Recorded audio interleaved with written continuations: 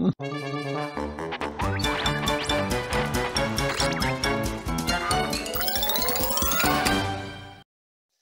very fond of wire toys. I have shown them in the past, but they were all topological ones. They interesting geometrical stuff, quite tricky stuff. This is a bit similar to that, but I've got other ones which definitely are not meant to be geometrical, too taxing on the brain. This one is pretty though, because it starts off looking like a cube, a black cube. It's almost complete, but not quite. But it rotates in the most elegant and beautiful way. That way is like a triangular table on 3 legs, a tripod table. Keep turning it, it turns into another shape like that. Part of the cube is formed, but the other half is sitting outside. Keep turning it, and back into a cube, and rotates round in those sequences. Very, very elegant and very smooth. Here's the same thing, perhaps easier to see, which is made by a friend of mine using bits of, what do they call this stuff? Insulation, which you put round, or you cut off from cables and things.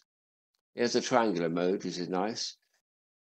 There's another triangular mode, and keep going around, and that's half the cube with other bits sticking out. Keep going around, and you come back into just about a cube. It's a bit bent there. It needs to be, it's not quite so symmetrical. Never mind, but it shows it easily. So a very simple little elegant toy, just made from bits of wire which have with 2 right angles forming 3-dimensional x-axis, y-axis, z-axis, or whatever it is. And you can make it. So that's a nice one to find. Another one I'm very fond of is Rick Flarday's version of the wobbler. This is the wobbler where you get 2 circles intersecting at a particular distance. And what the effect is, when it rolls across a table, it behaves as if it's a ball. It's got, because the central gravity stays the same height, it just moves very, very slowly back and forward right the way across the table, because it's got to behave as if it's a cylinder. So that'll roll. If I had a flat surface and a long surface, you'd see it roll right the way across the table with the slightest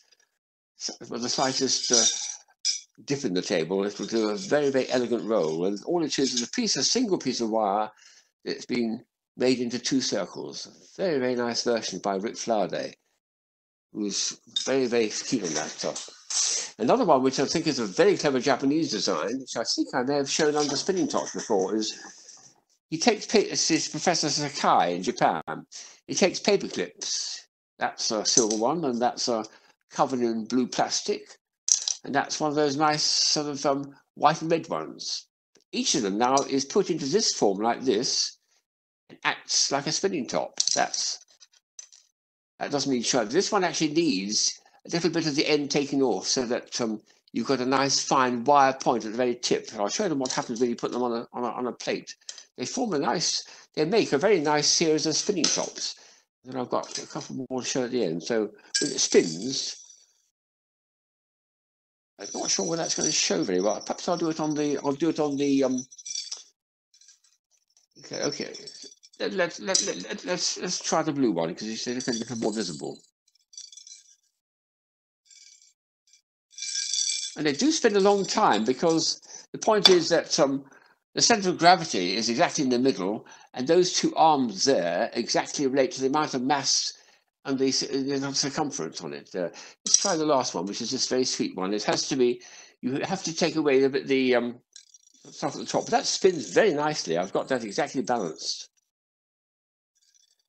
Then I had to go at making a little more inertia to it. So what I did with this one here is I made it with 2 rings around it. So this is quite a long, large, green, a plastic covered spinning top, paper clip.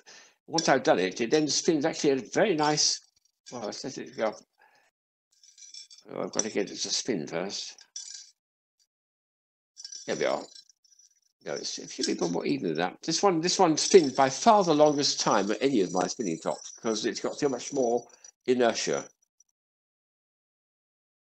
Somewhere in my collection, I've also got one which has a tiny little magnet in it, and then you can put bits of wire in it, which goes back and forward like the snake toy that we sell, a spinning top magnetized with a snake, so you can make that version as well. So it's a brilliant bit of design work by this Japanese professor, working out how to make, just from a single paper clip, making a spinning top, making a good functioning spinning top, which is that. So that becomes that. Just nothing else, and just a matter of holding them and doing some nice bit of bending with some quite gentle, small, sharp pliers. You can make them into spinning tops. That was a particularly nice one. The last one is an Indian toy, which I've had for many years, and I keep putting it aside, thinking, well, I've got to get it out. So this is huge, so I'll have to go way back for this. We'll see. Ooh, the wobbler is working all over my kitchen table now. Look at this monster thing. This is typical of the best, really, of Indian folk toys. They make a huge amount of stuff from wire. I see them at least 4 or 5 stands at Nuremberg Toy Fair of Indian toys. This is almost all wire, except there's a tiny bit of plastic here in the green bit. And of course, the planes themselves are made from tin plate, but that's all right. To make it work, you've got to put it onto the spiral. So you take it off, that's the parking zone where it's on hold, it's in the holding area of approaching an airport. And now they're going to have 2 planes coming down to land. Here they go. Buzz, buzz, buzz. Add your own noise effect if you like. That's beautiful. Got to watch this bit here because it should at the end park itself on one of those on the tripod at the bottom. Just about. Look at that. Jolly good landing. What a wonderful toy that is. And to pack it up, you just have to do that, and these all fold together like that, which makes it much easier to pack it up and put it back in the suitcase. It makes a nice, simple little piece like that. But that's a very, very fine bit of well thought out design by the Indians. Congratulations to them.